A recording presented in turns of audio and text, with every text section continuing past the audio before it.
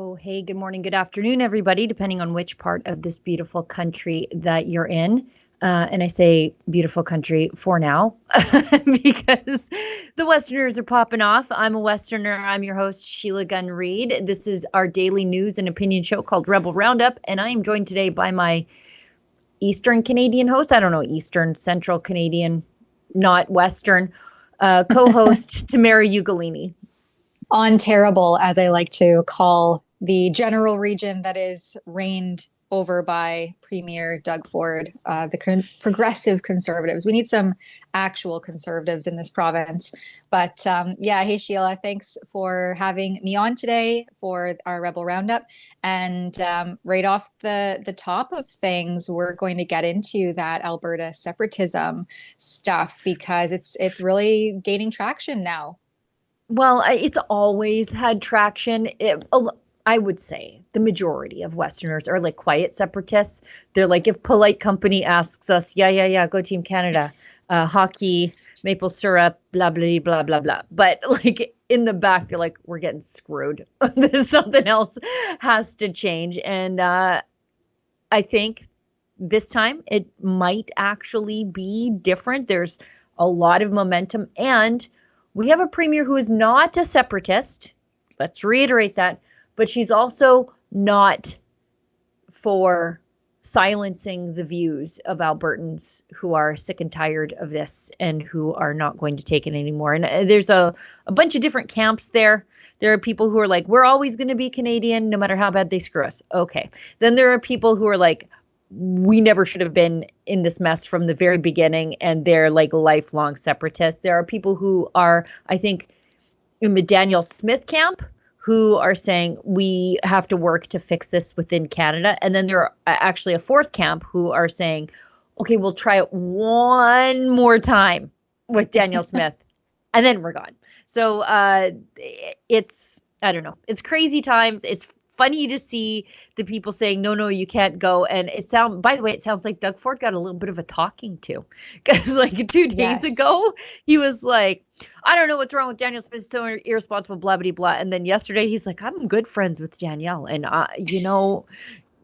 something's got to change for Alberta. And it's like, ooh, I bet the federal party got to Doug and was like, Doug, shut your yap. Because don't make the Westerners mad or you're in a world of trouble too. So there's some of that happening. But we should tell everybody what we're doing before we get into that. And I will allow you the honors. Thank you very much. Because my chair is suddenly letting itself go down. Oh, no. All right. Well, thanks again, everyone, for joining us. As Sheila mentioned, this is our Rebel Roundup, and we're streaming on a few different platforms. So you can join us, whichever one. We do prefer Rumble because they are, and X, I should say, because they're the free speech platforms who have not censored our voices or our interviewees' voices throughout the COVID hysteria and presumably moving forward. So you can join us on Rumble, X, or YouTube.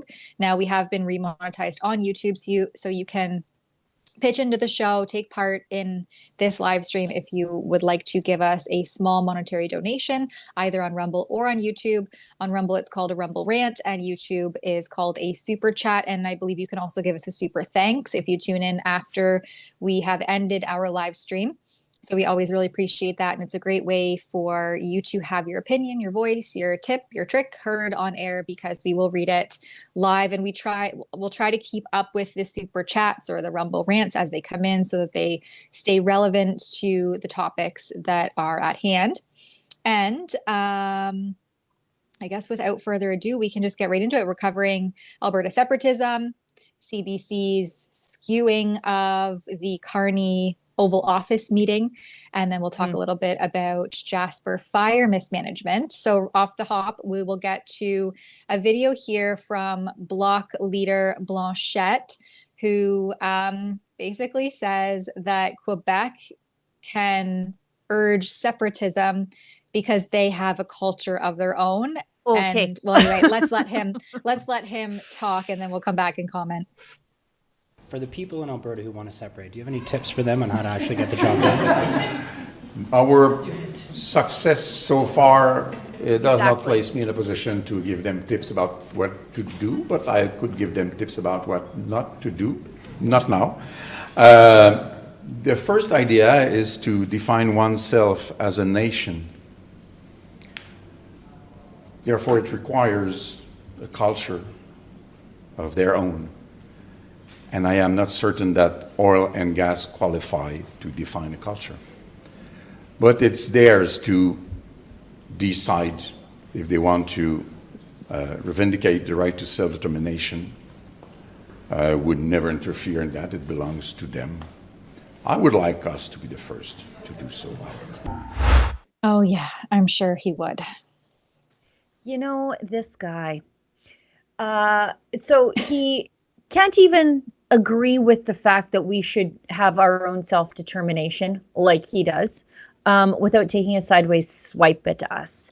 As the shirt says, and as our motto says, Alberta is strong and free. That's our provincial motto, and it's who and what we are. It's why we exist here. We do not have a culture that is just oil and gas. Peter McCaffrey of the Alberta Institute, I think, said this best on X. If we can find his post, I think that would be wonderful. Also, Travel Alberta, and I'm not one to say like, yeah, the travel agency on behalf of the province of Alberta did a really good video describing who and what we are. But I did repost that this morning. Maybe we can find that too. It actually won a silver at Cannes, like a film festival, for the quality of work and the emotions that it evokes. And I watched that and I was like, yeah, that's actually exactly who and what we are. But Peter McCaffrey says, Alberta's culture isn't oil and gas, it's freedom. Freedom to think, to innovate, and be entrepreneurial. I guess that's what's different between us and Quebec, right? We don't want handouts, and we have an economy that will exist without the rest of Canada. I don't think he could say the same. Freedom to build without asking a million bureaucrats for permission. Freedom to take risks and to succeed or fail based on merit, not government favor. Freedom for everyone to choose for themselves how they want to live their lives. Oil and gas is just one of the many miracles that freedom enables. I'd say that's who we are. I mean, oil and gas, yeah, I bet it is. Oil and gas is because somebody took an entrepreneurial risk. Somebody saw bitumen coming out of a riverbank and said, we could probably do something about that if we thought real hard and worked extra hard. And we could turn that into the thing that fuels the entire economy, not just of this province, but the entire country. And so for Blanchette to discredit that, I would look, I'm a lifelong Albertan. I'm likely quite biased on this, but I say that we do have a distinct culture here in the West that is largely incompatible with the voting habits of the rest of this country. Yeah, I was going to say that when I think of Alberta as an more eastern province dweller, unfortunately, I think of freedom and independence. Like those are kind of the two words that come to my mind when I think of what Albertans traditionally and typically stand for and what they're going for, especially now. And obviously independence and separatism, the two are mostly hand in hand. But even the Albertan people that I've met are so independent, right? They don't want to be dependent on things like the state. They're hardworking and they want to maintain their sovereignty and their autonomy. And that is what I think when I think about Alberta and the people that make up Alberta, not just simply oil and gas, but, obviously there is a massive backing there. And that also facilitates and quite literally, pun intended, fuels the independence and that independent nature that Albertans seem to have. Yeah. I mean, it's why you couldn't keep us under lock and key during COVID. It's why the restaurant rebellion was led here. It's why the church rebellion was led here, is because even when our politicians, even the ones that allege themselves to be on the conservative side of the aisle, said, you stay in your house and stay away from your neighbors, we're like, the hell, we're doing that. And that's just who and what we are. We are, as the documentary says, ungovernable people. That's it. In that we are self-governing. That the state doesn't know what's best. I want to show you this. Olivia dug it up. It's Travel Alberta. So that is, the state agency that advertises Alberta to the rest of the world. But they talk about what it means to be an Albertan. And like, as an Albertan, I realize this is a government video, but as an Albertan, pretty on the nose. Maybe let's show that. What is it to be Albertan? For a moment, or a week, or a lifetime? Well, that's like asking, what is it to be free? To be Chinook winds in flight over mountain peaks, or northern lights dancing till new morning dawn. To be glacial waters gracefully raging, or unbridled horses charging. To be perfect for a brief moment.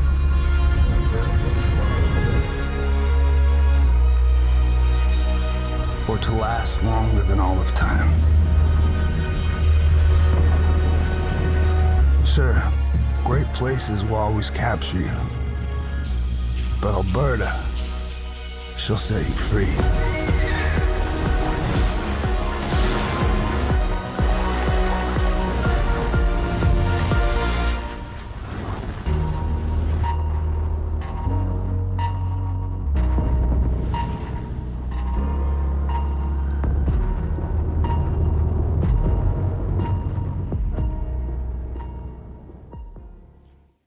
It gave me And chills. Yeah, and that's why the control freaks don't get us. Like, we live in that mindset every single day. And also, it's really something to look at the majesty that is Alberta and say, well, it's just oil and gas. No, we do oil and gas beside all that beauty, and we take care of that beauty while we're doing the oil and gas incredibly responsibly. And so, yeah, no wonder Jean-Yves Blanchette doesn't get us. Like, of course he doesn't get us. Well, and you said something interesting there, Sheila, too, is like, I recognize that this is a state, funded or state compiled video. But I think the difference in Alberta is that the state is actually listening to the people. Like, the people still have a say, and the state is taking it seriously in Alberta. Whereas, in Ontario, it feels like you just have no representation anywhere you look. And so, yeah, the state put out a tourism video that is really compelling, visually beautiful, and an accurate representation of the people. Whereas here in Ontario, we have a government who's not listening to the people, who, basically smears you if you don't go along with their groupthink, and then obviously doesn't represent your interests on that larger scale. So there's a very clear difference there in the representation of the state when the people are being properly heard. Yeah, it's funny how everybody seems so shocked that we have a government here in Alberta, for all of its flaws and warts, that listens to us in between election periods. Instead of just like when they're trying to get our vote every 4 years, they're actually trying to put themselves closer to the people who elect them in the in-between parts, and be more accountable to us. Like, this citizen-led initiative can be for recall. Like, if we want to recall the premier, the bar is even lower for that. So it makes them more accountable to us. And everybody is all just like, oh my goodness, that means separation. It actually means that a government is forced to listen to us now, whatever it is. Exactly. Although, meanwhile, some of the chiefs and the bands are not happy with Premier Smith and the idea of separating. We have this, I thought it was a video, but it looks like it's just a photo of Chief Alan Adam of the Athabasca Chippewan First Nation. This guy. Yeah. He said, we don't want her here, he says, of the premier. And he told reporters that if Smith continues to push separatism, she instead should just leave. And so this comes from a reporter in Alberta. Yeah. So this Chief Alan Adam is a real piece of work.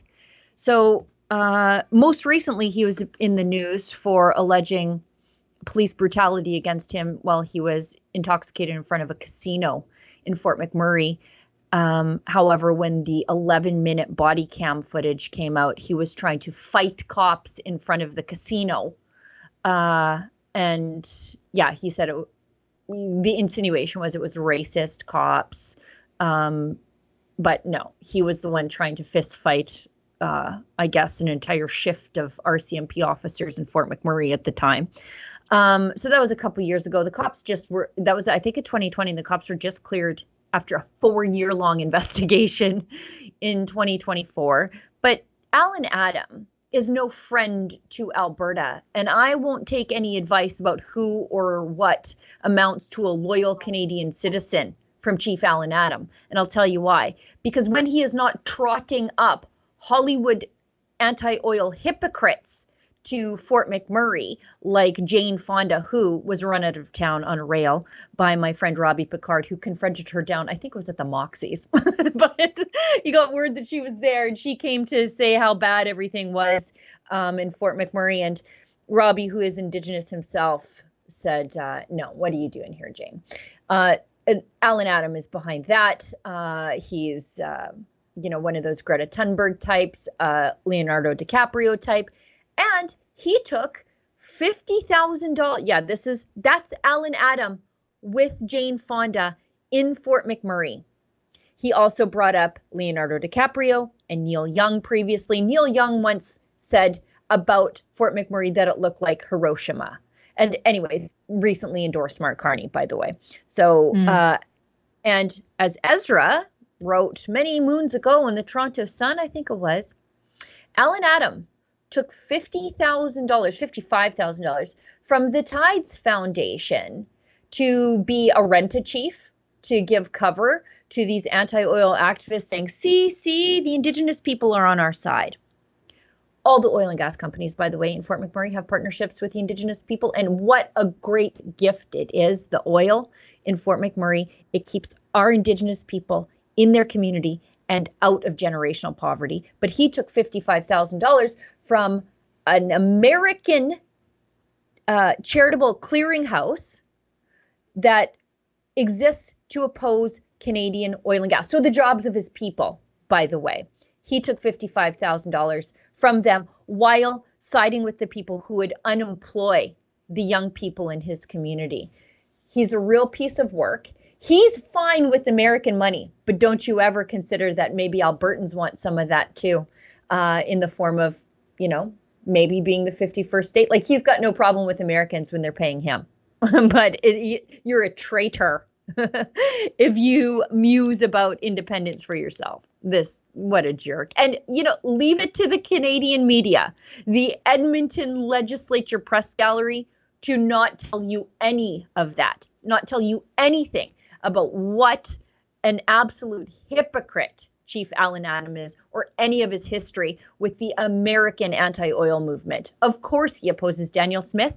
She wants us to up production by 100%. She wants to double production in Alberta of oil and gas. So of course, Alan Adam is like, oh, my paymasters in America won't like that. Pay me, and let's keep the young people in my community poor. He's the worst. Well, and it just the Indigenous community in Alberta seems to just be poorly informed about what separation actually means for them. It's activists in any community. I mean, typical. And we'll get to that. Well, I wanted to play the clip that we have before we get to some of the correcting of the record that lawyer Keith Wilson does. This one comes from Real Talk Ryan Jasperson. He used to be with Chorus, and then I don't know how they parted ways, but now he has a podcast, which is at least we don't have to listen to him on the terrestrial airwaves anymore. We can actually choose to listen to them when you're in combine jail, as they call it this time of year, or tractor jail during seeding. But he said Alberta just can't separate from Canada, according to Grand Chief Greg Desjardins, with a reminder. Greg Desjardins should talk to a constitutional lawyer. Anyway. Let's play this. Therefore, any citizen-initiated referendum citizen-initiated referendum must not violate the constitutional rights of First Nations peoples and must uphold and honor Treaties 6, 7, and 8 should any referendum question ever pass. This is non-negotiable. When you make that statement that the treaties will be upheld, then I'm going to hold you to task. When you want to talk about building a bridge with First Nations, it comes down to respect. You have to respect our governments. It seems like what's happening is they want to steamroll over us, set up the separation with or without us, and not listening to us. We have our mandate, our position is to be vocal and to be heard. The sacred treaties, as long as the sun shines, the grass grows, the river flows, that's forever. And I think that what they're trying to do here is undermine the First Nations people. Maybe we're in the way. Maybe they think we're in the way. We're both treaty people, myself and your ancestors, and we forget that. So when we both touched our lips on that pipe under the Creator's eye, that's a binding agreement, natural law. Therefore, any... Yeah, well, no one's trying to steamroll anybody, by the way. Daniel Smith was pretty clear that any referendum would have to respect Treaties 6, 7, and 8. And that's that. But as lawyer Keith Wilson points out, he says respectfully, and I don't know if that's required. He says, Ryan, respectfully, your post is misleading. Now, Keith is, I would say, one of the leading experts in this issue when it comes to Alberta, and he has studied extensively how these issues were addressed with Quebec, and they were addressed. That's what a lot of people aren't thinking about. And people read parts of the treaties, but they don't read all of the treaties, like the ceding of the land. And that's an important word. The process set out by the Supreme Court of Canada in the 1998 Quebec secession reference case directly addresses protecting First Nations rights, as does the resulting Clarity Act. Nothing that the Premier has announced in any way reduces First Nations rights. In fact, it gives First Nations more options for their future. I was talking about this with Elise the other day. Do they really, you really want to side with the residential school people? You want to do that? Or do you want to go a different way, or have a say of your own? Anyways, Keith goes on. There are the details on the separation process and the First Nations right and the role of their treaties. 1, all eligible Alberta voters can vote in an independence referendum, including members of First Nations. 1 person, 1 vote. No special treatment for members of First Nations re-voting in the referendum. But that also means no special treatment for the rest of us either. Upon a successful vote for separation, the province of Alberta, First Nations within Alberta, the other provinces, and the government of Canada are obligated to engage in good faith negotiations to establish the terms of Alberta's separation. 3, Alberta First Nations would have the following options at minimum, and this is the base, to determine their post-separation status. Their reserve lands to remain owned by Canada, with treaties still administered by the government of Canada, status quo, nothing changes. So they could choose to stay behind and just be governed by Carney in Ottawa. But that also means that we're not going to pay for your treatment beds on reserve, because we do that right now. Even though that's a federal obligation, the province of Alberta does that. The province of Alberta also has a crown corporation that is like Indigenous business development. We do that here because of our close ties with the oil and gas sector, and it's just easier. You do the stuff closer to home, even though that's a federal obligation. We do it. Their reserve lands to remain owned by Canada. Okay, so they could just carve themselves out. So again, you can stay, but you don't have to make the rest of Albertans stay. If they don't want to, you get to keep your reserve lands.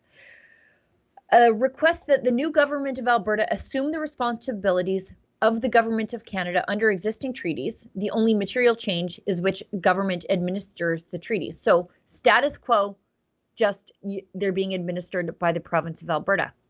Seems reasonable to me. Alberta's already picking up a lot of those responsibilities anyway. So again, what would be the difference? Except that you would be, 50% wealthier because your dollar would potentially be at par with the American.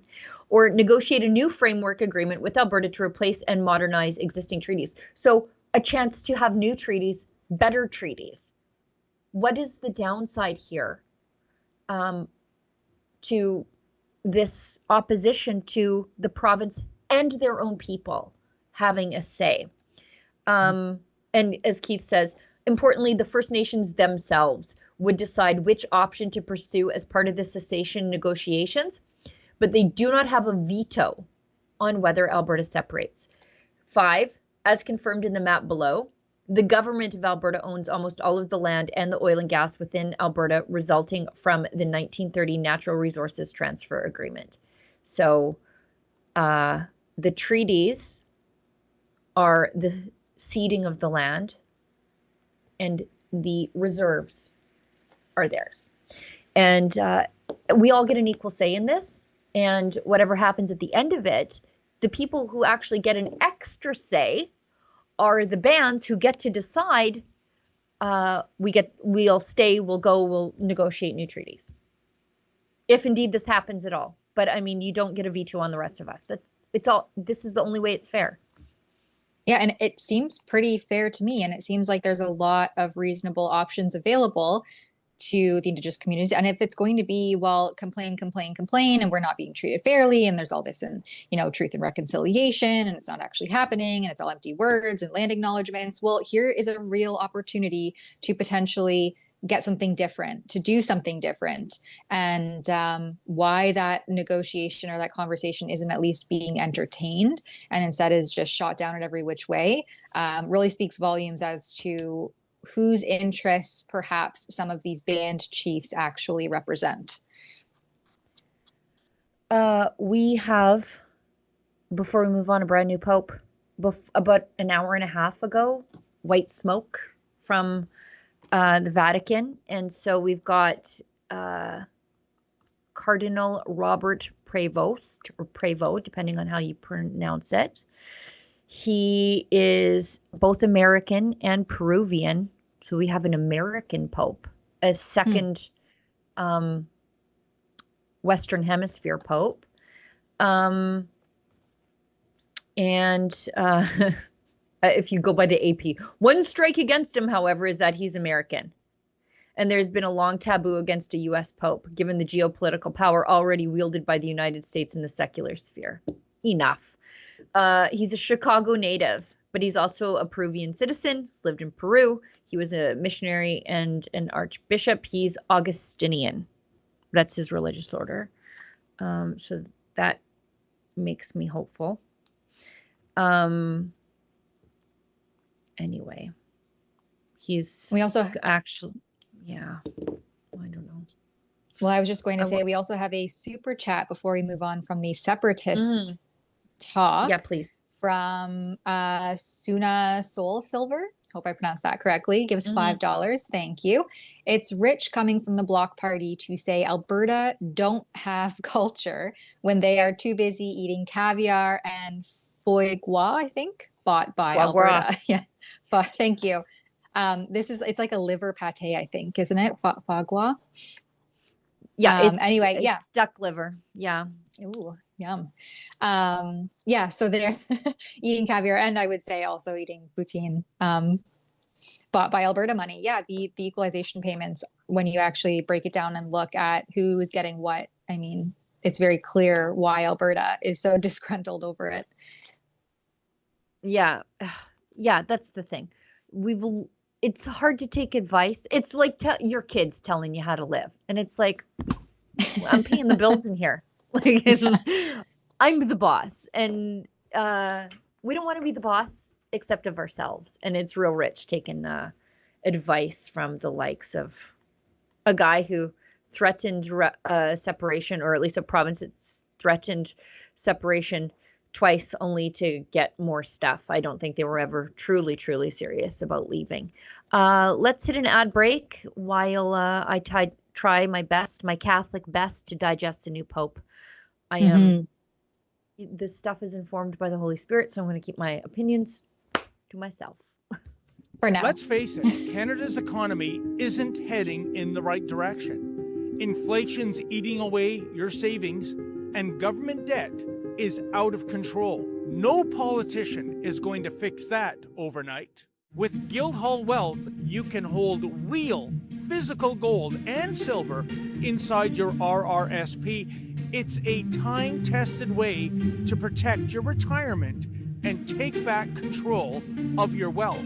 Call 1-877-8-SILVER or visit guildhallwealth.com/rebel to request your free investor kit. And hey, make sure to mention Rebel News.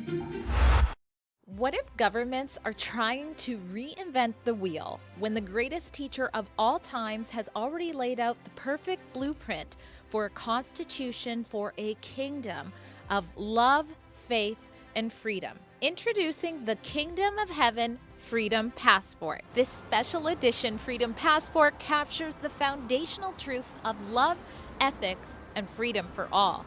It's a powerful reminder of Jesus' call to love one another and to be part of something bigger that you can carry with you every day. Join the movement, share the truth, and spread the love with your family and friends. Get your Kingdom of Heaven Freedom Passport at freedompassport.ca. And right now, all orders in North America come with free shipping and a free downloadable song with every purchase. Do you agree with me? It is time to make Canada great again. And that is why we at Rebel News have teamed up with MCGA hats to introduce, well, the fashion sensation of 2025. Oh, and by the way, these beautiful hats, they are made in Canada.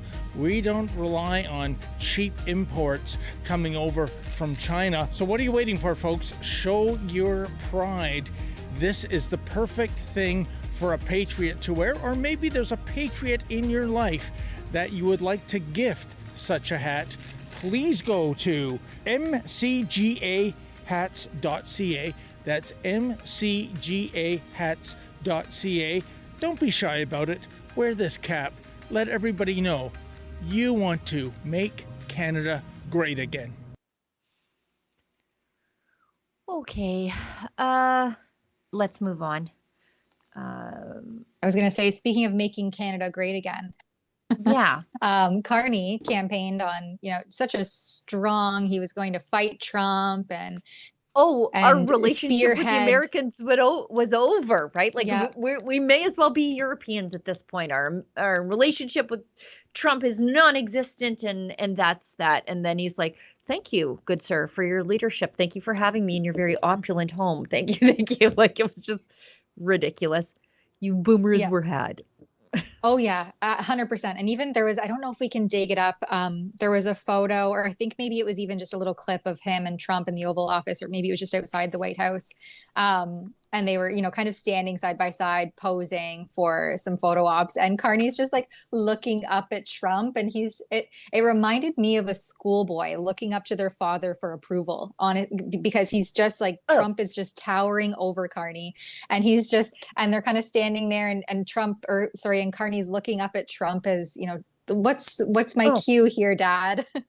The thumbs so up picture bizarre. where for all those boomers who, and again, don't write me letters. If you didn't vote for Carney, then this isn't about you. But those public sector retirees from the Greater Toronto area who were like, "I'm voting for Carney because he's the best man to fight Trump." And then there he is in an identical pose outside of the White House with Trump saying to him as the first thing, "I basically got you elected, so you must do what I say." That was the unspoken thing of and then they also do like the thumbs up outside, like the very Trumpy thumbs up pose together. I think Trump spoke for 29 minutes and Carney spoke for 4. And the most he said was like, "Canada's not for sale," but you're quite literally there trying to sell our goods and services to the Americans. So What are you doing? And Trump is like, yeah, those tariffs are staying. And then Carney goes on to say, "We're working very hard on the negotiations." Negotiating what? Trump said those tariffs are staying no matter what. And he said, that's just the way it is. So anyway. Yeah, and we'll get to the CBC's biased take on all of this in just a minute. But we have a clip here to share. I think is it Steve Land Ambrose? Yeah. He posted this one, and I liked his take on X, where he said the Liberals just ran a fear-based campaign painting Trump as an existential threat to Canada. Now they've dropped a slick tribute video basking in his aura and draped it in American pageantry. The pivot from defiant to fanboy was instant. It's another reminder for Liberals, it's never been about principles, it's only about power. And here's the clip. I conveyed to the president today what our countries have long proven to be true, that Canada and the United States are stronger when we work together. We can get a better deal for our workers. We can create more opportunities for our businesses.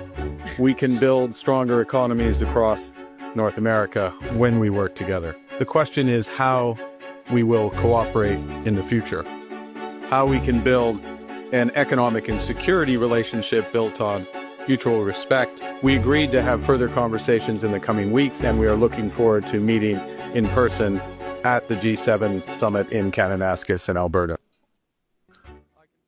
How to say a lot without saying anything at all. Yeah, you just said we're going to meet again in the future. Yeah, I bet you are. Like we're talking right across. We're right across the border. Of course you are. Like that's the dumbest thing ever.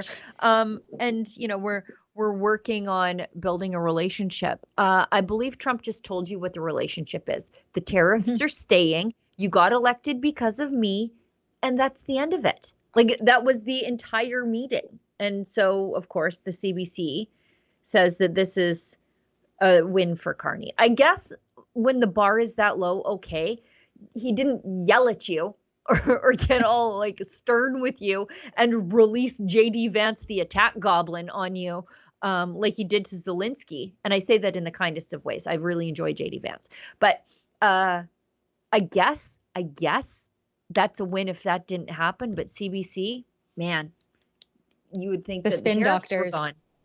Yeah, let's watch. As the CBC's Aaron Collins tells us, Mark Carney was polite but firm during talks.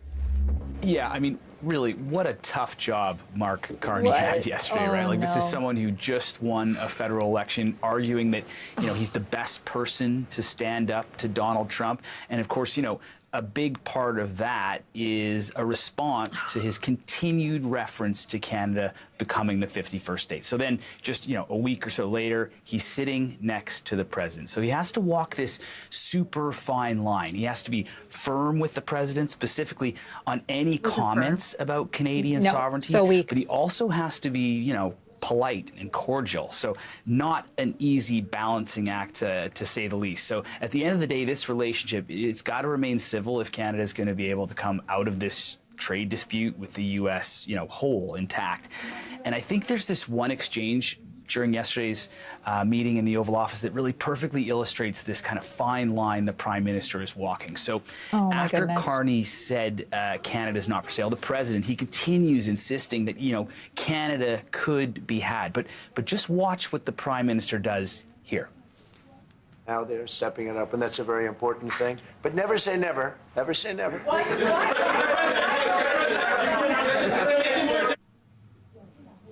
So you can see it's quick there, but he's very quietly mouthing the words never. He's looking away from the president. No, he's panicking. But he's careful not to insult the president while doing this. So firm but polite, no easy task. It's a very Canadian strategy, Andrew. Yeah, it was definitely. What are these people on about? Like, again, this is CBC showing us a video and telling us not to believe our own eyes. Yeah, exactly. I saw what Carney did. Trump was like, never say never. And Carney's like that wasn't like a very Canadian thing. That's someone who's like, oh, dang, the boomers are watching. Right. I have to look tough here. Well, it makes me wonder, are we living in parallel universes? Because I watched that whole conference. Me too. And you know, did they? Because that was not the vibe at all. Carney, there was I don't know, at least a minute, maybe a minute and a half where he was trying to get a word in, and you could see his arm. He kind of kept trying to start and he couldn't quite get in there. And it was like, come on, get a backbone. Like, what are you doing?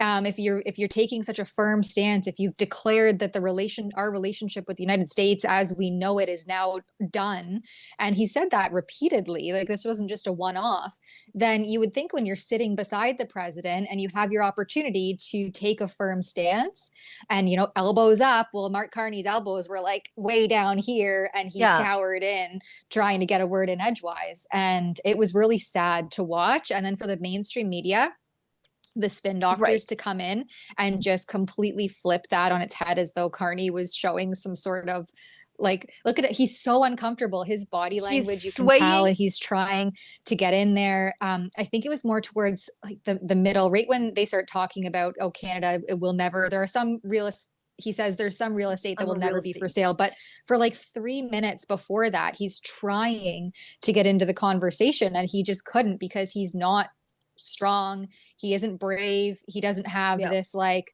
rigidity about him. He's weak. And you can clearly see that on display. Yeah. He's looking down. He's shifting. He's fidgeting.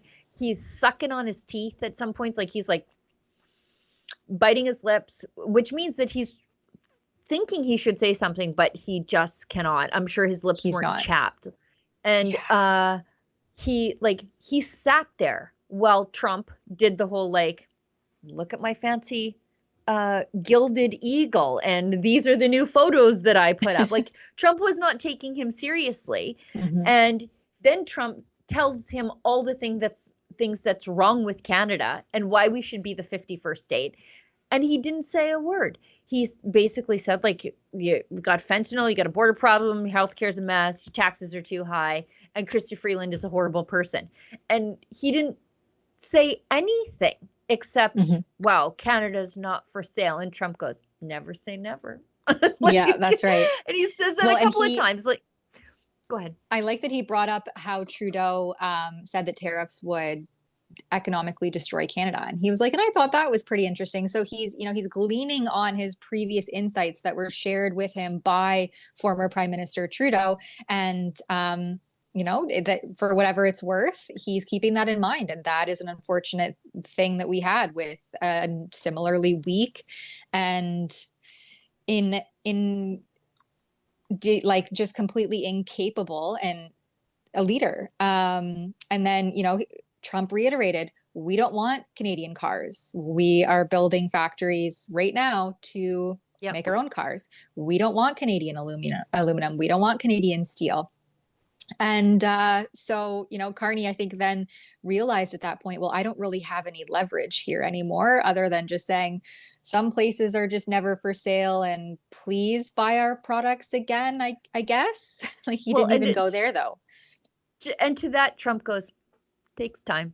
Like it was just like not like zero respect for Carney because he knows Carney got elected because of him. So of course he doesn't respect him.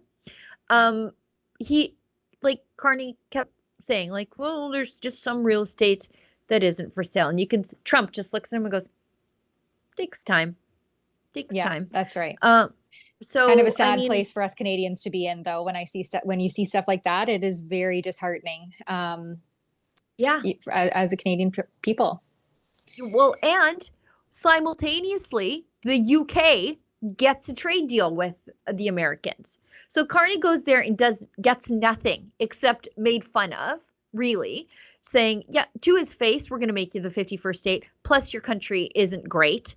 And Trump listed all the bad things that Canada is dealing with after 10 years of Liberal government. But then he says, but I like you. And the reason you got elected is because of me, which is totally just like putting him under his thumb. And in the meantime, the UK cuts a deal with the Americans on tariffs. So reducing car tariffs from 27.5 down to 10 for 100,000 vehicles, eliminated the 25% tariffs on steel and aluminum, and made Rolls-Royce engines and plane parts tariff-free, and other agricultural provisions. Thanks, Dave, for putting this together, by the way. The UK removes tariffs on U.S. beef and agricultural products, so they're removing the reciprocal tariffs, grants UK farmers a 13-ton tariff-free export quota, maintains food standards, i.e. no hormone-treated beef, and eliminates tariffs on U.S. ethanol for beer production. So what exactly did Carney do? Anyway. He looked good to the Liberal spin doctors at the CBC. We have a super chat here from Mike who gives $10. Thank you. Why is this becoming a daily show supporting Alberta and separation? I like the old Rebel show talking about everything, not just how great Alberta is. Just saying. Yeah, we did start off on that foot, but we're getting into some other topics now. So hopefully your view on that changes as we go on with the show. Yeah, and it really is the biggest thing in the country right now, outside of Carney getting absolutely emasculated by Trump. You have a province threatening to leave, and the premier saying, well, we're going to let everybody make their minds up on it instead of stopping it. I don't know. I feel like it's probably an international story. But as other things come up, we do talk about them too. For example, as Tamara said, we're talking about Trump right now. Do we want to go into the ballot blunder, as I called it last night? Yeah, I think so. And then we'll hit the headline, and then we'll probably run out of time. Yeah. Yeah, Jasper fire. Okay. So last night, quietly, Elections Canada sends out a little notice saying that nearly 850 special votes in Coquitlam, Port Coquitlam, were not counted because they weren't turned in. And because they weren't turned in at a very specific time, they couldn't be counted. And these ballots are to be attributed to, I think it's close to 80 ridings across the country. So these are special ballots. So to give the Coles Notes version, if you were in POCO, as they call it, Port Coquitlam, you could vote in your own riding, even if you were there. So vote in your home riding. So if, say, somewhere in Ontario, whatever, Elections Canada would attribute your riding or your vote to your riding. And so these are people who happen to be in BC at the time, but don't actually live there full time. And those votes weren't counted. They were just tossed out. Now, Elections Canada, take this for what you will, did the very serious investigation of themselves and said, oh, this is human error. It's kind of a one-off thing. And this didn't hinge any election results. So this didn't flip any ridings. Okay, but this is just one riding that this happened. This is just one riding. How many times did this happen across the country that we don't know about, that we're going to find out about next? And look, I'm not alleging any election chicanery. I can't, because this is YouTube. But this is a reason why people don't trust Elections Canada. It's because of this stuff. If people are electoral meddling conspiracy theorists, Elections Canada needs to look inside yourself, Rosemary, to see who the real culprit is. They're really not making a very strong case. And I see that this post by Daniel Freiheit, Viva Frei's brother, actually. So he's a lawyer and he goes by the Twitter handle Lion Advocacy, and he posts a lot of really great stuff, but he actually compiled Elections Canada's postings from yesterday, May 7th. Right. And it's really funny to watch the progression and the timeline of where they were at with purported, misinformation around the election process, and then coming out and saying they found, oh, by the way, we found almost 900 ballots. So he says 10:05 a.m. Basically, I screenshotted Elections Canada.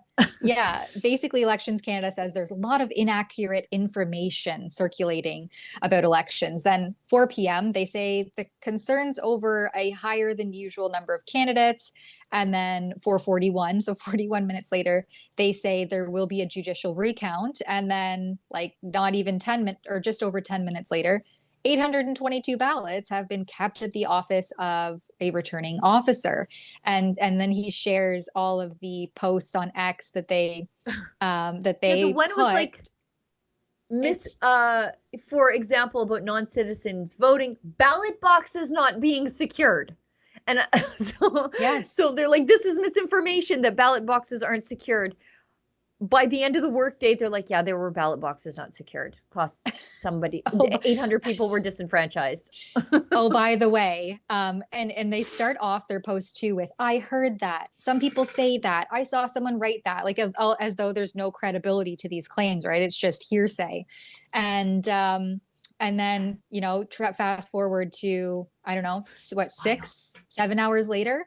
They're like, oh, yeah, by the way, that actually was accurate. And now we're doing a whole recount and issuing a press release. And this is just it's such a joke, but this is real life that this is happening. Yeah. And good job to the public relations team, I guess, that's trying to sort through all of this and gaslight everyone into not believing some of the things they are hearing about what's really going on with the election process. It's not a good look, that's for sure.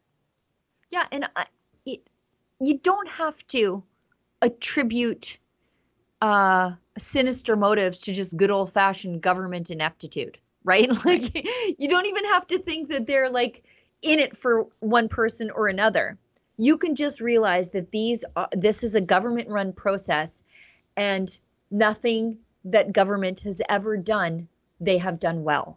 And so it's okay for citizens to question how bad this was run, at least in some instances. Like, yes, we can get election results by and large in a day, or even in a couple of hours. Heck, even before the people are done voting, as is the case with the CBC. But this is, a government agency. And I think it's good to have a healthy skepticism of a government agency. And I don't think people should be told to shut up about it, because as it turns out, skeptics tend to be right these days. Yeah, or just wait a few months and then it turns out that they're right anyway. Right. All right. Hitting the last headline topic. Sheila, you wrote this one up this morning, and it's about Parks Canada knowing that there was a real fire risk in Jasper, and they did nothing to stop it. Right. So this broken by Blacklocks, again, doing the good work that the press gallery refuses to. Access to information documents obtained by Blacklocks revealed that Parks Canada left more than 577,000 acres of beetle-killed pine standing in Jasper National Park, fully aware that it posed a catastrophic wildfire risk. And they did absolutely nothing about it. In the entire year before the July 24, 2023, it should be 2024 wildfire that destroyed 358 buildings and caused $1.2 billion in damages. And that's outside of the impact to the tourism industry. Parks Canada conducted 0 prescribed burns in mountain pine beetle zones. In fact, over 4 years, they only removed 1,500 acres of deadwood, less than 3% of the known hazard. That's not even a large farm in northern Alberta worth of pine beetles. And we know Stephen Guilbeault said this was climate change. Harjit Sajjan said it was climate change. The entire left said it was climate change. And again, look inside yourself, Rosemary, because the phone call was coming from inside of the house. There's a reason why once the fire, it was in Jasper and it tore through Jasper. And the fires outside of Jasper were well managed, all things considered. And we are in fire season right now. My phone is going off all day and all night about a fire just north of me. And it's a seasonal thing, but the people who deal with seasonal fire seasons outside of the federal government here in Alberta are pretty darn well equipped to deal with it. And a lot of that has to do with, as they call it, mechanical removal of fire load, logging. They weren't allowing logging to be done in Jasper National Park because it would be ugly and people wouldn't like it. Well, you know what's more ugly? Burning down a town that is so important to Albertans, and the residential part of the town burned. And don't even get me started on the mishandling of the fire response, turning away trucks, having the wrong fire hydrants in there. But this town is a UNESCO World Heritage Site, right? Oh, there's Ryan Jesperson again. But this town is a UNESCO World Heritage Site. Somebody should have taken care of it that way. They take care of the pyramids is a UNESCO World Heritage Site. This town is on that level, and it was burned because the feds didn't do their jobs. And they were warned. Well, and it seems almost like, they wanted to have an excuse for more climate hysteria pushings. And instead of having the insights to say, oh, you know what? I mean, why would the government admit that they dropped the ball? But they just tried to frame it as though this was well, this is the effects of climate change and global warming, and we probably need to tax Jasper even more than we already do to prevent it all in the future. And instead of just upholding their duty to maintain this area, like it's just the hysteria that ignites through the federal government. And the scrambling to cover up their tracks when they're, very clearly have failed in their duty here. But no one will be accountable.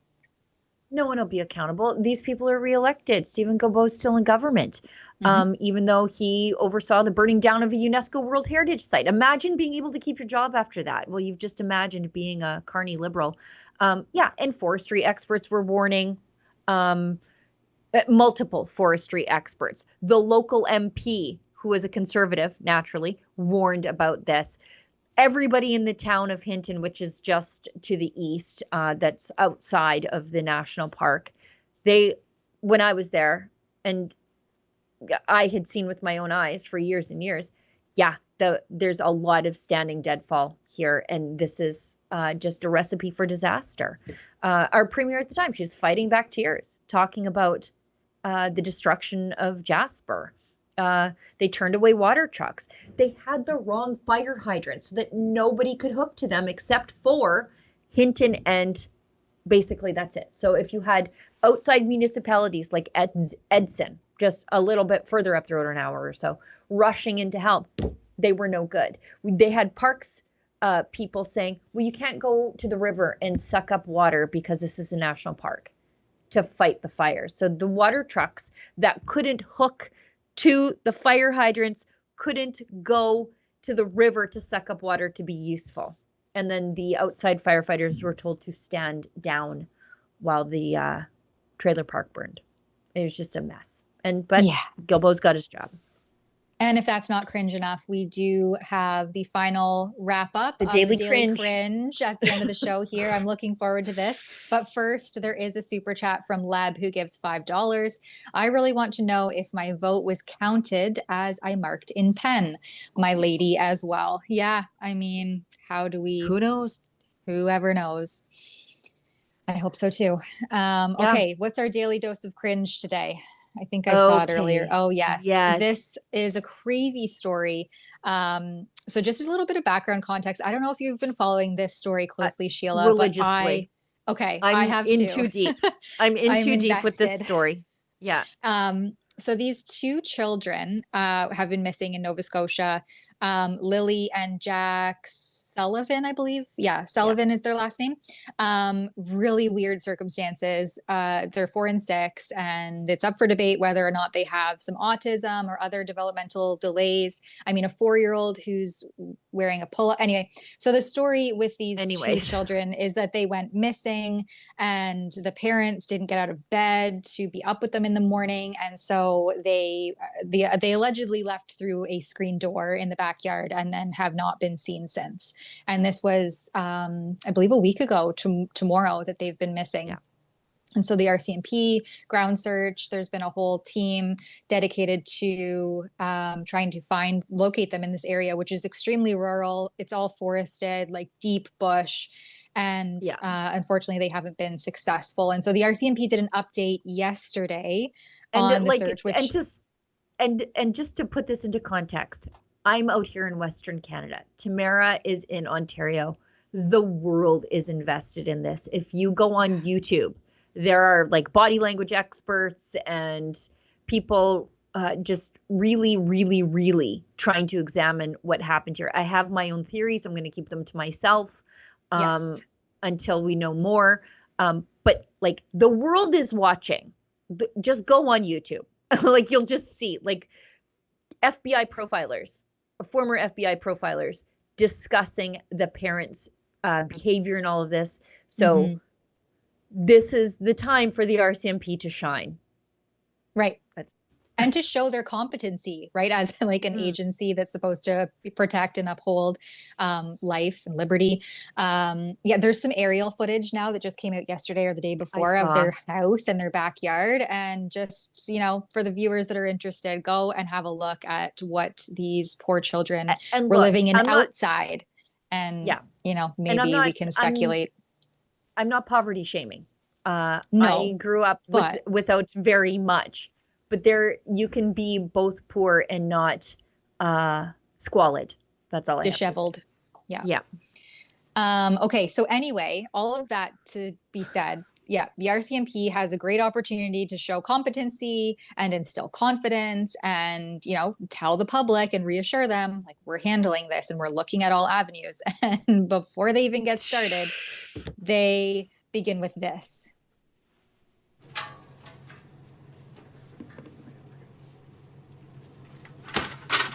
Good afternoon. Good afternoon. I am Corporal Carly McCann, Provincial Public Information Officer for the Nova Scotia RCMP. Thank you all for being here today. Bonjour, je suis la caporale Carly McCann, agent d'information publique pour la GRC en Nouvelle-Écosse. Merci de votre présence aujourd'hui. First, I acknowledge that we are in Mi'kma'ki, the traditional and unceded ancestral territory of the Mi'kmaq people. I also recognize that African Nova Scotians are a distinct people whose histories, legacies, and contributions have enriched that part of Mi'kma'ki known as Nova Scotia for over 400 years. The proverbial land acknowledgement ritual that we must all engage in. And how long was that? The world is tuning in to find out what's happening with these kids, and we get a 90-second land acknowledgement. First of all, like, wouldn't you want to express your sincerest worries or your condolences to the family or your hopes and aspirations to find these kids safe and alive and warm and not anyway. I just to play devil's advocate, I can see it on one hand because it is being said online, and I don't know if it's totally confirmed. The grandmother is.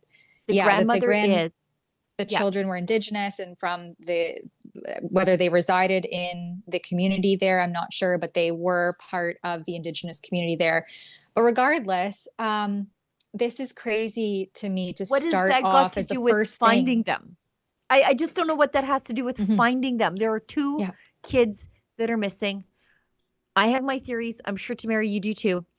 But what does the world is watching? And this is what you choose to lead with. I hate it. Yeah, it's just woke nonsense. And it's just ideologically driven when there are real people, real small, innocent, vulnerable children who are missing. And this is what we start first off. I'd like to acknowledge I mean, let's talk about priorities here. Yeah. Also, that RCMP communications officer looked like she was going to puke. Like, is she just the communications officer? Yeah, exactly. Is it because she's just bilingual and they're like, I guess you're the communications officer now? I don't know. Mm-hmm. I'm sure she's good at her job, but I did not enjoy this.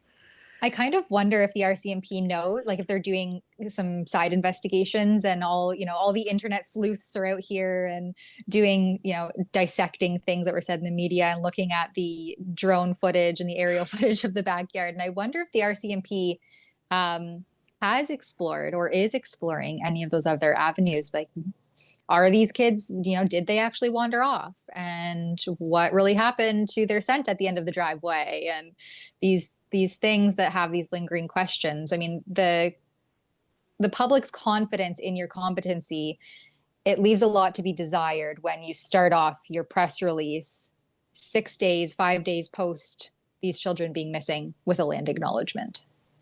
Yeah, and this press conference is basically them saying we're scaling back the search, meaning they don't have a hope of finding these kids alive.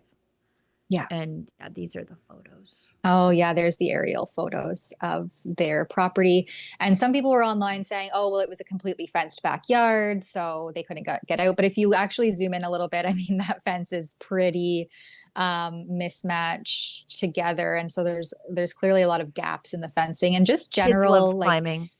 Unsafe kids are climbers. situation Yeah, for kids, I don't especially know. kids with autism or other behavioral issues. They often love to climb and they love to get into like crevices and explore and go in. Like there's no risk perception there as for children, but especially children who have certain afflictions, and autism spectrum disorder is one of those ones where they have even less risk perception. And so why you wouldn't be, you know, we can speculate, but why the parents wouldn't have been up tending to their children's needs at 10 a.m. in the morning, especially if they have special needs, is I think that tells you the kind of life they were living at home. Yeah, but not to speculate. We'll let the super competent RCMP do their due diligence on this one. Anyway, I'm sure the RCMP know more than we do and are saying less, but that does not, I don't know. When the world is watching and that's what you lead with, yikes. Yeah. Just like yikes. Nana Wake gives us $10 and says, why are Canadians subject to a 3-month probation period at a new job, but politicians aren't considering Carney's performance contradicted his anti-Trump platform, and we haven't seen his financials? Well, we're trying to see his financials. That's why Ezra went to Bermuda. Which I remain shocked that Bermuda is only 3 hours from Toronto. I'm further to Toronto by plane. I was like, what? But yeah, we're doing our best with our little teeny tiny budget. Ezra went to Bermuda to track down the bike shop where Brookfield has parked some money. And he also flew to the Isle of Man to find the nice residential house with a old man landlord where Brookfield Isle of Man has parked some money. And of course, we know that Brookfield also was given that $157 million relocation contract with the troops, which they completely bungled. That was Brookfield Relocation Services. I joked yesterday that the whole country is just going to be branded Brookfield. Like the people who are going to invest or investigate the Greed Slush Fund, it's going to be like Brookfield Forensic Auditing Services. Like we're just going to be like that Apple TV show Severance, where we're just owned by Lumen, but it's Brookfield. Oh, creepy. Brookfield Lumen. Et al. Yeah. But Anyways, it's true. I think that's it. Why aren't Canadians Canadian politicians subject to a 3-month probation period, right? Like we need that recall legislation. I thought that would be such a nice thing to have on the federal level, is to have an ability to recall politicians when they're not living up to what they campaigned on in their political promises. Right. But then crappy politicians and their even crappier enablers, supporters and voters would be crying the blues like they are in Alberta right now, where we have this legislation and they're like, how dare you hold politicians to account? Yeah, we can't have that here. We can't have that. We're polite people. Anyway, I think that's it. Yeah, I think that's it. We're all caught up. Yes. Yeah. Tamara, you and I have to head and finish some work and head into a meeting anyway. So, Olivia, thank you for working so hard behind the scenes to put the show together for everybody. We know we ask you to do many, many things while we're on air, and you always come through for us, or at least as best you can. Tamara, thanks for co-hosting with me today and keeping us on time and over the target. Yeah, just a little bit. Yeah, we do our best. Anyways, go to YouTube if you want to get down that rabbit hole of what happened to these kids. Yes, there's a lot of theories. And I'm not going to say any. You guys can make up your own minds. Thanks to everybody who chipped in to keep the lights on here at Rebel News while we go through the news of the day, even if some of you don't like the news of the day. I appreciate your feedback and I will take it to heart. We'll see everybody here tomorrow. And as David Menzies always says, stay safe and stay sane.